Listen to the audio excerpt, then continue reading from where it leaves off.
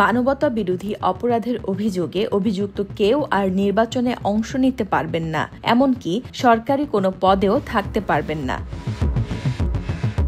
অন্তর্বর্তী সরকার সোমবার রাতে জারি করেছে আন্তর্জাতিক অপরাধ ট্রাইব্যুনাল তৃতীয় সংশোধন অধ্যাদেশ 2025।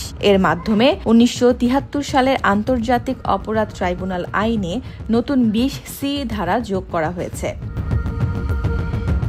এই নতুন আইনে বলা হয়েছে, যে কোনো ব্যক্তির বিরুদ্ধে আন্তর্জাতিক অপরাধ ট্রাইব্যুনালে আনুষ্ঠানিক অভিযোগ দাখিল করা হলে তিনি সংসদ সদস্য নির্বাচিত হওয়ার বা সেই পদে বহাল থাকার যোগ্যতা হারাবেন।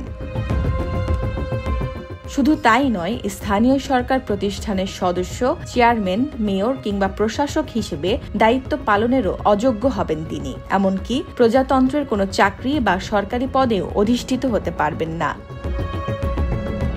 তবে যদি ট্রাইব্যুনালের রায়ে কেউ খালাস পান, তাহলে তার ক্ষেত্রে এই অযোগ্যতা প্রযোজ্য হবে না। অন্তর্বর্তী সরকারের এক মুখপাত্র জানিয়েছেন, এই সংশোধনের মূল উদ্দেশ্য হল মানবতা বিরোধী অপরাধে অভিযুক্ত কেউ যেন বিচারাধীন অবস্থায় রাষ্ট্রের কোনো দায়িত্বে না থাকতে পারেন তা নিশ্চিত করা। রাজনৈতিক বিশ্লেষকরা বলছেন, এই আইনি সংশোধনের ফলে অভ্যুত্থানে ক্ষমতাচ্যুত আওয়ামী লীগ সভাপতি ও সাবেক প্রধানমন্ত্রী শেখ হাসিনার নির্বাচনে অংশ নেয়ার পথ কার্যত বন্ধ হয়ে গেল।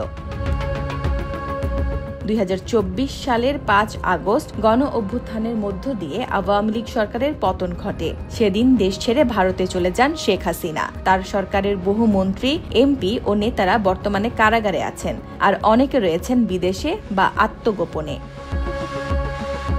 অন্তর্বর্তী সরকার এখন সেই সময়কার ঘটনাগুলোকে যুদ্ধাপরাধ ও মানবতা বিরোধী অপরাধ হিসেবে বিবেচনা করে বিচার প্রক্রিয়া চালাচ্ছে। এর ধারাবাহিকতায় শেখ হাসিনার বিরুদ্ধেও একটি মামলার বিচার কার্যক্রম এখন শেষ পর্যায়ে। বাংলাদেশের রাজনৈতিক অঙ্গনে এই সংশোধন আইন নতুন আলোচনার জন্ম দিয়েছে। অন্তর্বর্তী সরকারের দাবি, এটি ন্যায় বিচার প্রতিষ্ঠার একটি গুরুত্বপূর্ণ পদক্ষেপ। তবে সমালোচকেরা বলছেন, এটি দেশের রাজনৈতিক ভবিষ্যৎ ও গণতান্ত্রিক প্রক্রিয়ায় বড় প্রভাব ফেলতে পারে। বাংলাদেশে আন্তর্জাতিক অপরাধ ট্রাইব্যুনাল আইন সংশোধন নিয়ে চলমান এই বিতর্ক আগামী দিনে রাজনীতির গতিপথ কোন দিকে নেয়, সেটি এখন সময়ের বড় প্রশ্ন।